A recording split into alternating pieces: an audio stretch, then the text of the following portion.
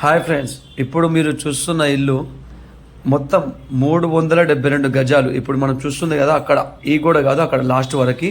So ఒక 150 గజాల building అయితే కట్టిరు. ఫస్ట్ ఫ్లోర్ ముంగట ఖాళీ ప్లేస్ ఇదంతా. ఇక్కడికి వెళ్ళి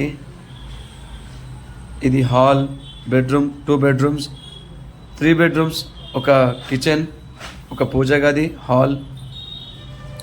సో ఈ విధంగా 372 గజాల ఇల్లు కేవలం 28 లక్షలకు అమ్మబడుతుంది.